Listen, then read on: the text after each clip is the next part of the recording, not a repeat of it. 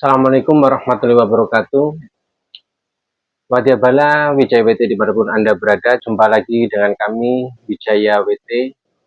Pada kesempatan kali ini, episode ini kita akan membahas kelanjutannya 70 tahun setelah penduduk-penduduk Tempa Besi datang ke daerah Pegunungan Kendeng. Di episode yang sebelumnya sudah dijelaskan, penduduk-penduduk awal Pulau Jawa ada beberapa migrasi atau perpindahan yang datang ke Pulau Jawa dari berbagai penjuru pulau atau daerah yang datang ke Pulau Jawa, khususnya di wilayah Pegunungan Kendeng, yang mana sudah dijelaskan sebelumnya. Dan kali ini kita akan membahas kelanjutannya, orang-orang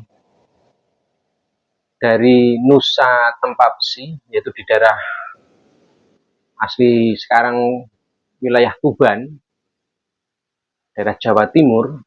75 tahun setelah orang-orang Nusa Tempa Besi ini datang ke pegunungan Nusa Kendeng, itu mereka berkembang menjadi penduduk yang sangat banyak dan kawin-mawin dengan penduduk lokal, penduduk asli Nusa Kendeng. Jadi memang Pulau Jawa ini atau Nusantara dulu itu mempunyai peradaban yang sangat panjang, yang kalau kita mau tarik kesimpulan, yang mana sekarang sedang viral di beberapa bulan ini, Kementerian Kebudayaan Bapak Dr. Fadlizon menyampaikan ingin menulis kembali sejarah Indonesia dari zaman dahulu kala hingga sampai dilantiknya Bapak Prabowo Subianto, Presiden Republik Indonesia yang ke-8. Beliau menyampaikan di rapat kerja bersama DPR RI bahwa bangsa Indonesia ini mempunyai peradaban yang sangat tua, bahkan menjadi peradaban kiblat peradaban dunia. Nah, kali ini kita akan menjelaskan wadyabala dimanapun Anda berada, 75 tahun setelah orang-orang Tempa Besi yang sekarang di wilayah Tuban, Jawa Timur itu masuk ke wilayah Kendeng, mereka sudah memiliki keyakinan dan mereka menyembah penguasa matahari, penguasa samudra, penguasa angin, penguasa bumi. Dan mereka juga sudah lebih terampil daripada penduduk-penduduk sebelumnya, yang mana penduduk-penduduk Tempa Besi ini atau penduduk-penduduk desa wilayah Sampung, desa Sampung yang akan menjadi cikal bakal desa Sampung, mereka ini sudah pandai membuat perahu, membuat sebuah perabotan-perabotan dari gerabah yang terbuat dari anyaman bambu.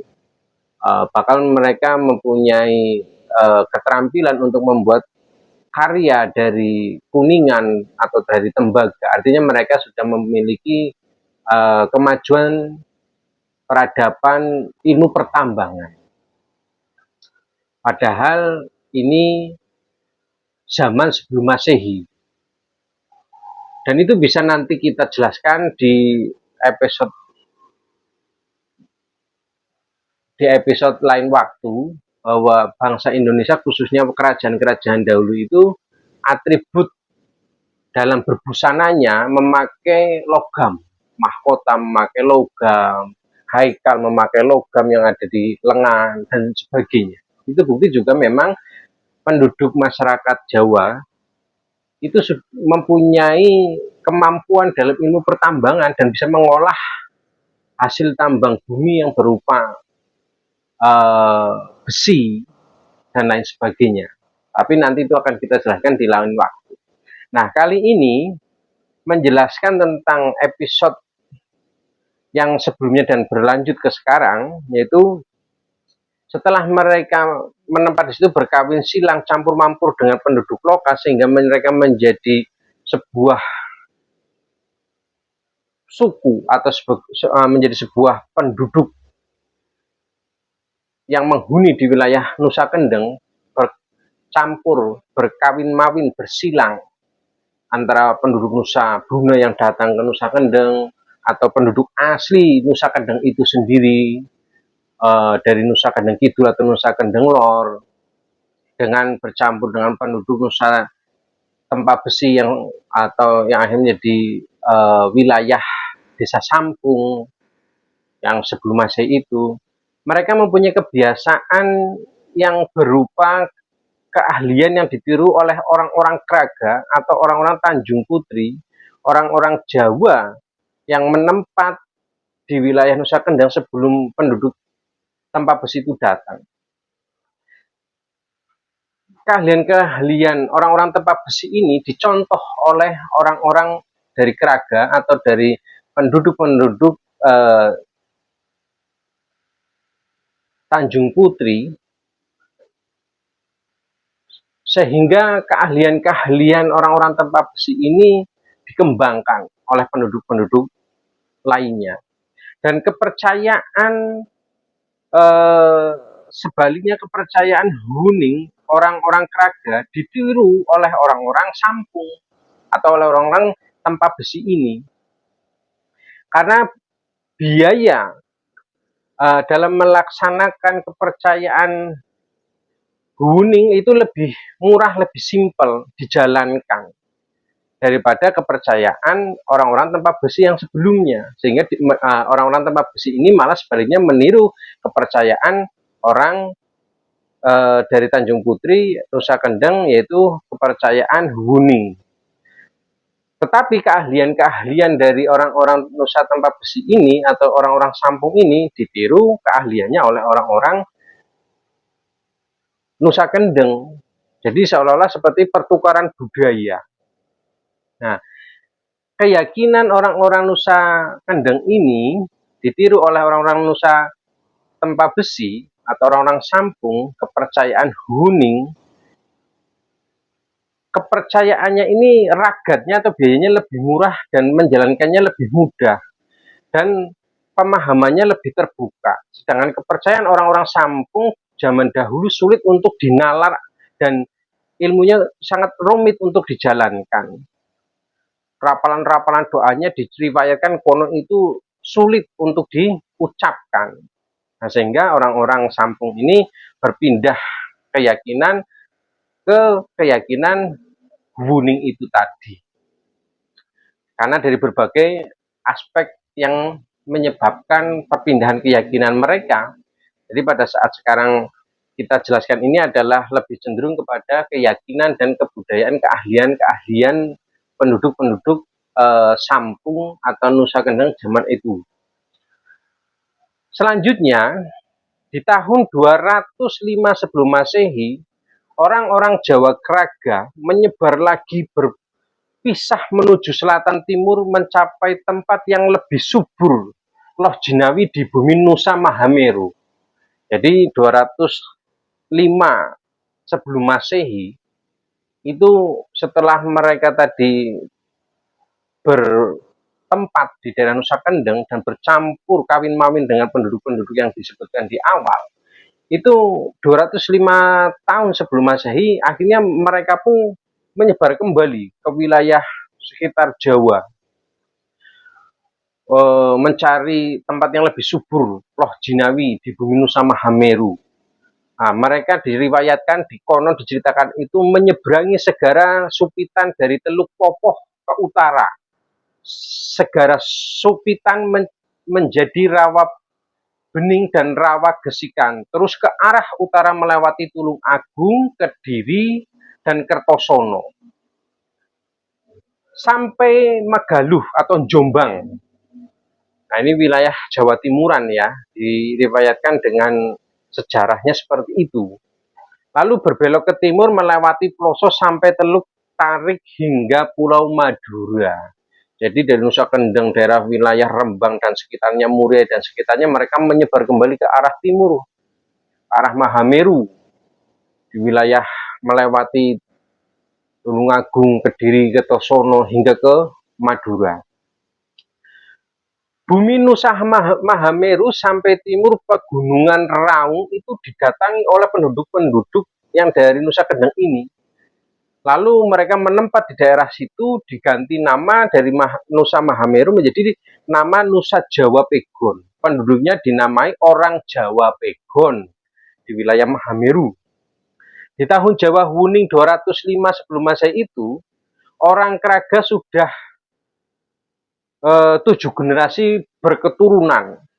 Jadi beranak pinang. Orang-orang Nusa Kendeng itu yang menyebar ke arah timur kembali sampai ke daerah Madura, itu mereka beranak keturunan sehingga menjadi 7 generasi, dari mulai anak, cucu, buyut, canggah, wareng, udek-udek sampai gantung sibur, dari keturunan Putri Nirakih, seorang putri yang dari Nusa Brunei, wilayah Sampit sana, yang pindah ke Nusa Kendeng itu beranak pinang sudah, bercampur kawin mawin dengan penduduk Nusa Kendeng asli di zaman Jamajuja puluhan ribu tahun sebelum Masehi, dan zaman kuno Makuno 230 tahun sebelum Masehi.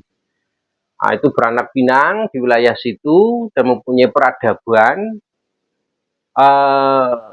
Mereka menjadi penduduk-penduduk baru di wilayah itu, bercampur dengan penduduk Sampung, penduduk dari Nusa Tempa Besi, dan mereka semakin menyebar menduduki Pulau Jawa.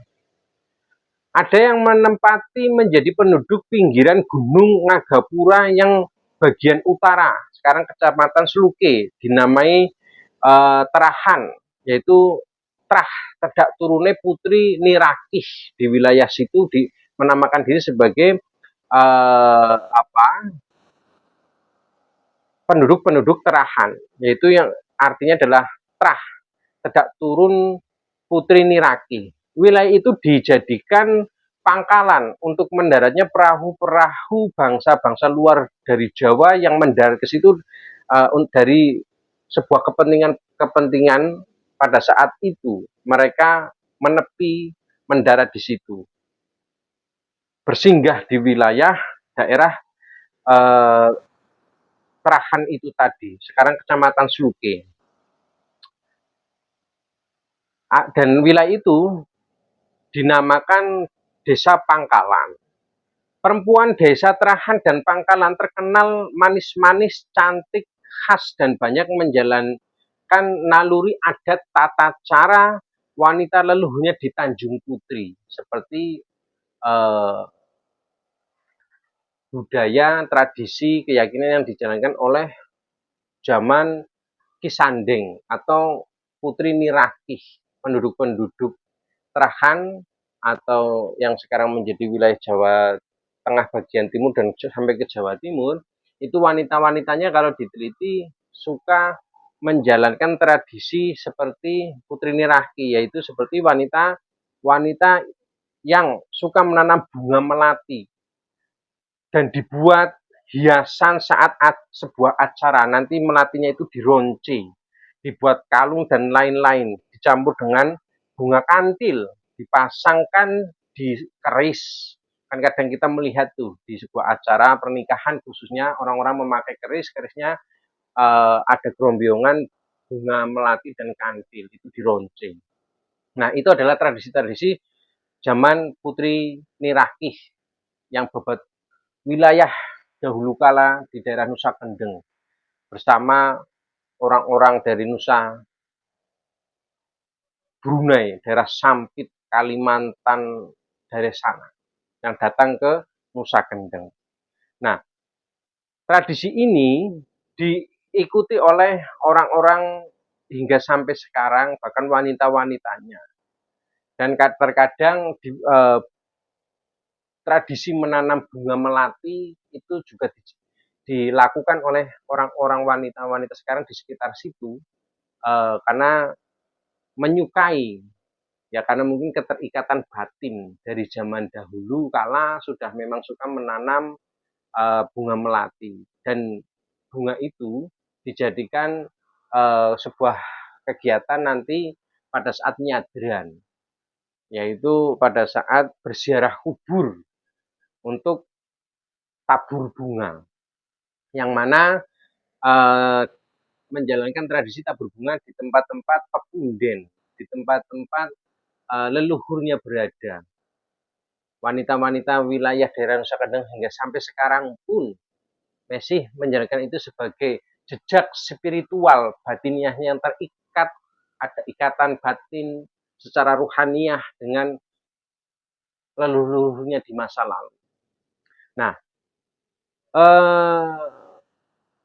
kegiatan-kegiatan nyadran atau berziarah kubur di waktu-waktu tertentu itu yang menjadi tradisi orang-orang Jawa hingga sekarang, itu untuk menghormati, mendoakan leluhur-leluhurnya, yaitu Nini Danyang dan Kaki Danyang, cikal bakal desa, diberi sesajen umber rampe, sajen secukupnya hajat, dan karangan bunga melati, serta katuk dupa pratus wangi, memakai dupa wangi atau menyan. Hingga zaman ini wanita-wanita yang masih merasa terah tedak turun Tanjung Putri, walaupun di daerah-daerah luar negeri ataupun daerah mana, masih sering melakukan seperti itu, menyenangi bunga melati, ciri-cirinya. Lalu menanam bunga melati atau kantil untuk keperluan tradisi, untuk meluhurkan derajat dan mengenang nama putri leluhurnya Putri Niraki itu. Datsu Dewi Siba, serta Maharani Brelasem I, Dewi Indu Purnama Wulan, dan putri-putri Krian Putra Eyang Empu Guru, para Santi Badra, Swargi Putri Cempa Binangti, dan Putri Malokah juga senang memakai bunga melati. Begitu juga dengan Raden Ajeng Kartini, itu menyukai bunga-bunga, menyukai bunga melati, diriwayatkan seperti itu. Baiklah, Wadyabala dimanapun Anda berada, kali ini cukup sekian kita mengulas tentang keyakinan dan perpindahan kembali perjalanan rute orang-orang Nusa Brunei yang akhirnya memadati Pulau Jawa. Jangan lupa like, subscribe, share, dan kritik saran atau kritik sumber informasi untuk menambah hasanah kita bersama. Di kolom komentar silakan menambahkan informasi atau kritikan agar lebih membangun channel ini, agar lebih bisa menguri-nguri atau melestarikan tradisi budaya dan kesejahteraan bangsa Indonesia bersama. Kami tidak mengklaim informasi ini sebagai informasi kesejahteraan yang paling benar, akan tetapi paling tidak bisa mengisi atau menambah hasanah informasi kesejahteraan bangsa kita. Karena ini sejarah sekunder ya, yang sifatnya sumber sekunder, jauh dari era zamannya, dari tutur tinurut cerita keturunan-keturunannya dan beberapa nukilan-nukilan dari buku-buku atau serat-serat kuno yang ada. Kurang lebihnya mohon maaf apabila ada kata-kata dan informasi yang kurang berkenan di hati para wadyabala dimanapun Anda berada. Assalamualaikum warahmatullahi wabarakatuh. Rahayu.